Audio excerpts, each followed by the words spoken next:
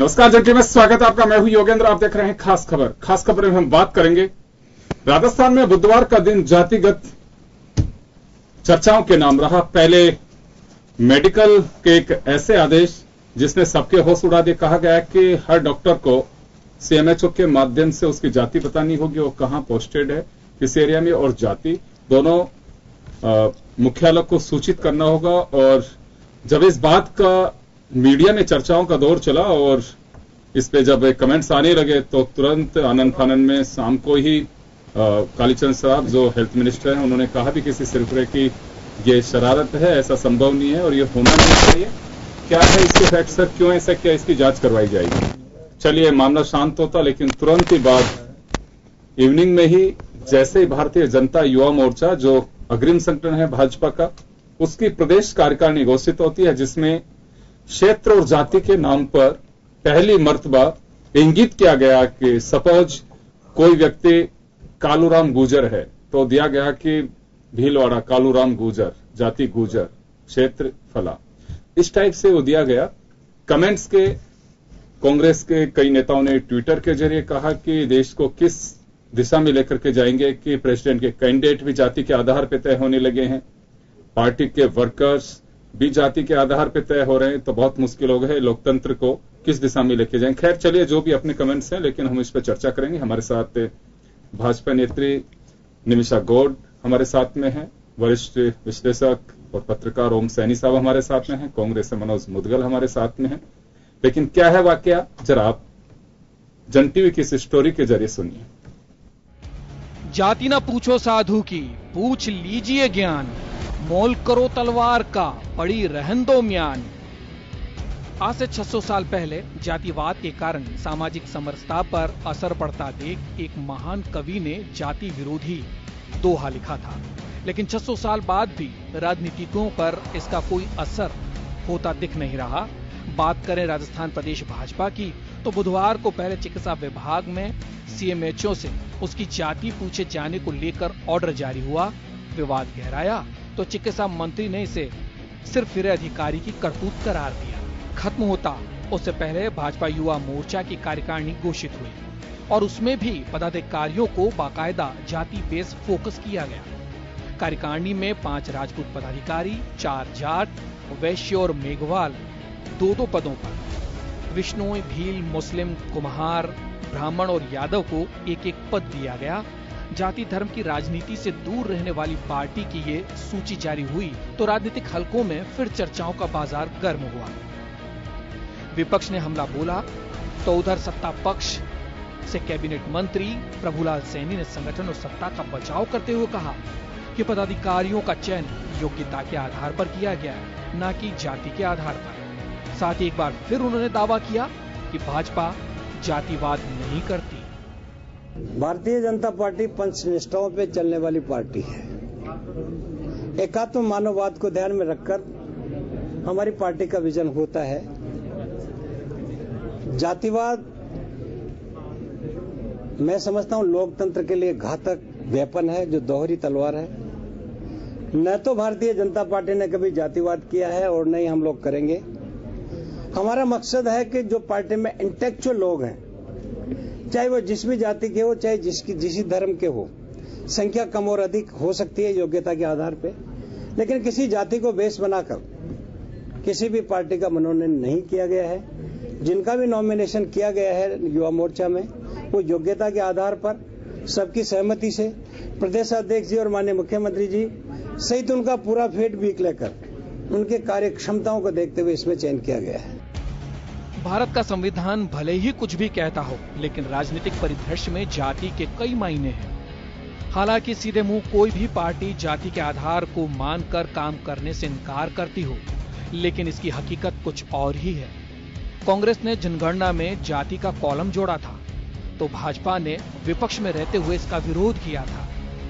और अब जब सत्ता में भाजपा है, तो उधर जातिगत कॉलम को लेकर कांग्रेस विरोध कर रही है।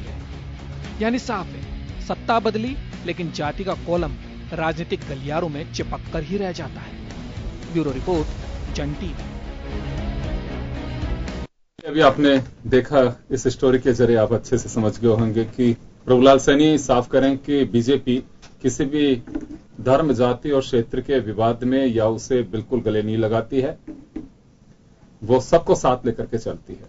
फर्क इतना ही है कि जब यही वाक्य बोलती थी कांग्रेस तो वो सत्ता की कुर्सी पे थी और प्रतिपक्ष में भाजपा थी। बस अब अंतर इतना है कि इस वक्त भाजपा सत्ता पक्ष में है और कांग्रेस प्रतिपक्ष में है। इस वक्त सवाल कांग्रेस के हैं, उस वक्त भाजपा के थे। चले हम आगे बढ़ते हैं। और ओम जी, क्या माना जाए कि वैसे तो भारतीय संविधान ने और संविधान के जानकारों ने, विश्लेषकों ने साफ कहा था कि लोकतंत्र की आत्मा मर जाएगी जब आप जो रूट लाइन है उससे डाइवर्ट होंगे। और अगर वोट के लिए हमें, अगर संविधान में जिन लोगों को एक मतदाता का तमगा मिला हुआ है, अगर उसे जाति, क्षेत्र, धर्म के नाम पे अगर आप बांटने लगेंगे तो खोखला हो जाएगा ये लोकतंत्र। लेकिन मुझे लगता है कि अभी तो इसी तरह की पौध तैयार होती है और जिस राजनीतिक दल से कहो वो अपनी तरफ होने वाली 3 उंगलियों को भूल के और सामने वाले की 1 उंगली को दिखाता है बस। देखिए योगेन जी, भारतीय राजनीति के 2 स्वरूप हैं। एक वो स्वरूप जो आदर्श है, जिसको ऐसा कहा जा सकता है कि संविधान के तहत सारी चीजें समझने और समझाने का सिलसिला होता है। दूसरा व्यवहारिक सिद्धांत, व्यवहारिक राजनीति की समझ। उसमें समाज के विभिन्न तबकों को, संप्रदायों को, भाषाओं को, इन सब चीजों को, क्षेत्रों को, इन सब चीजों को निगाह में रख करके चीजें तय की जाती हैं। और अभी हाल ही में जो चुनाव हुए हैं, उन चुनावों से ये बातें बड़ी स्थापित हुई हैं। आप कितना ही कहिए, जैसे अभी जो हमारे प्रांतीय नेता बोल रहे थे, वो बोलने की बात है, हकीकत बिल्कुल विपरीत होती है। हकीकत ये होती है, चाहे वो कांग्रेस की हो चाहे भारतीय जनता पार्टी की हो, वो किसी भी विधानसभा क्षेत्र में सबसे पहले यही देखते हैं कि कौन सी जाति डोमिनेटिंग है और किस समीकरण के माध्यम से हम विजय हासिल कर सकते हैं। और अब जब यूपी में और दूसरी जगह पर भारतीय जनता पार्टी ने इन्हीं सारे समीकरणों को समझते हुए हैसियत हासिल की है, तो उसके बाद में वो क्यों नहीं इन सब बातों को लेकर के और दूसरे प्रांतों में, हमारे प्रांत में भी क्यों नहीं चलेंगे, गुजरात में भी क्यों नहीं चलेंगे, क्योंकि लाभ इसी से मिल रहा है, लाभ इसी के माध्यम से मिल रहा है। अपने ही चैनल पे अर्जुन लाल मेघवाल के साथ में जब ये जातिवाद का सिलसिला हम लोग डिस्कस कर रहे थे तो उन्होंने खुल करके कहा कि भारतीय राजनीति में जाति को कैसे भूला जा सकता है। तो उस वक्त मुझे बड़ा आश्चर्य हुआ था, लेकिन आज वो ये भाषा नहीं बोलेंगे।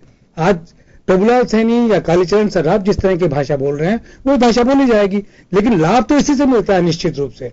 अगर यूपी में जाटुओं से वंचित लोगों को, जो दलित समूह के लोग हैं, उनको अगर उठाया नहीं जाता तो चीजें बहुत अलग होती। अगर पिछड़ों में यादवों के अतिरिक्त लोगों को उठाया नहीं जाता तो चीजें बहुत अलग होती।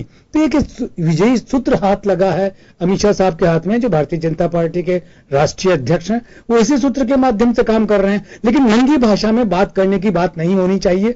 इसलिए भाषा डेमोक्रेटिक तरीके से बोली जानी चाहिए और आदर्शवादी तरीके से बोली जानी चाहिए। यही वजह है कि प्रभुलाल जी सैनी या कालीचरण जी सराफ जो बात बोल रहे हैं वो एक आदर्शवादी वाक्य है। हकीकत हम और आप जो मीडिया के लोग, हम ठीक से समझ रहे हैं कि क्या नजरिया है, कैसा नजरिया है, कैसे चल रहा है। आज जो भी कुछ हुआ, आज राष्ट्रपति के चुनाव को लेकर के भी जो बात हुई कि दलित को प्रधानमंत्री राष्ट्रपति बनाया जाएगा, ये बातें पहले नहीं होती थी। पहले होती थी कि जो विद्वान आदमी उसको बनाया जाएगा, चाहे वो दलित हो, चाहे वो अगड़ा हो, चाहे पिछड़ा हो, चाहे हिंदू हो, चाहे मुसलमान हो। अब तो ये बातें करने लगे हैं। उसके पीछे रीजन यही है कि पूरे देश में एक मैसेज जाना चाहिए। तो ये मैसेज जाने की राजनीति और संकेतों की राजनीति है। मेरा ख्याल है कि ये अनुकरणीय और आदर्श नहीं है, ये निश्चित रूप से व्यवहारिक है और व्यवहारिक लाभ जो मिलेगा वो मिलेगा ही। बिल्कुल। निमिषा जी, आपसे मुखातिब होऊंगा कि बीजेपी 36 कौम को साथ लेने की बात करती रही है और अभी प्रभुलाल सैनी साहब को मैं सुन रहा था, पहली बार ऐसा देखा गया है कि जो आपके कॉलम के साथ में कि किस जाति का है, किस क्षेत्र का है, आप लोगों ने इंगित किया है, इसी वजह से प्रतिपक्ष को बोलने का मौका मिला है। देखिए योगेंद्र जी, विपक्ष का तो बोलने के लिए बोलना है, कुछ तो चाहिए मुद्दा बोलने के लिए, इसलिए वो तो बोलते रहेंगे, मुद्दे ढूंढते रहेंगे, क्योंकि मुद्दे हैं नहीं उनके पास। हमें देखना यह है कि हमारे पास भाजपा की कथनी करनी में कोई अंतर नहीं रहा है। यदि है तो 36 की 36 कौमों को साथ लेके चलती है। मैं ओम सैनी जी की बात को बिल्कुल मैं करेक्ट करूंगी कि योग्यता ही मापदंड है भारतीय जनता पार्टी के कार्यकर्ताओं का, उनका कर्म ही मापदंड है। उस आधार पर बूथ अध्यक्ष से लेकर के राष्ट्रपति का चयन उसी आधार पर किया जाता है, ना कि कहीं से गाइडेड या कहीं से आला कमान निर्धारित करे। ऐसा कहीं से भी नहीं। लोकतांत्रिक पद्धति से सारी बातों को राय विमर्शा लेकर के सर्वे में नाम तय होता है, सर्वे कमिटीज होती हैं, आपस में बातचीत के आधार पर लोकतांत्रिक पद्धति से तय होता है। अभी जो हमने देखा कि आपने देखा कि इसमें हमें आधा ग्लास भरा हुआ देखें या आधा ग्लास खाली देखें। आपने देखा होगा इस टीम में बिल्कुल मैं ये कहूंगी सबका साथ सबका विकास का सर्वाधिक उदाहरण है। आप और मैं मेरा एक छोटा सा आप जो बोल रहे हो उसमें एक छोटा सा सवाल है निमिषा जी, मेरा एक छोटा सा सवाल ये है कि आधा पूरा ग्लास चलिए, ये तो बहुत पुरानी बात है, मोदी साहब की हो गई, उन्होंने दिल्ली में खुद इस देश का प्रधानमंत्री कौन सी बिल्कुल उन्होंने पूरा ग्लास भरा, समीकरण बनाते हैं। नहीं हम तो बिल्कुल आप सही फरमा रही हैं कि उनकी जाति के इतने वोट में नहीं है, होना भी चाहिए। इसी देश की डेमोक्रेट ब्यूटी यही है। आप लोगों ने जो बात कही है कि हम सबको साथ लेकर के चलते हैं, सबका विकास करते हैं, सवाल यहां इसी वजह से खड़ा किया है, आप ही लोगों ने सवाल पैदा किया है, इसी वजह से खड़ा हो रहा है। आज से पहले कभी नहीं हुआ। सबके साथ सबके विकास के लिए अगर आपको कॉलम जोड़ना था योग्यता के आधार पर, आप लिख सकते थे अमुक व्यक्ति बीएससी, 5 साल से भारतीय जनता युवा मोर्चा या विद्यार्थी परिषद या फिर संगठन के साथ ही अगर जोड़ना ही था, आपको उसकी योग्यता ही दिखानी थी। मुझे लगता है कि योग्यता ये नहीं हो सकती कि ये ब्राह्मण है, कि ये गुर्जर है, कि बलाई है, कि ये वैश्य है, कि क्या है। मेरे ख्याल में ये योग्यता नहीं है और आप लोग आज इसे खारिज कर सकते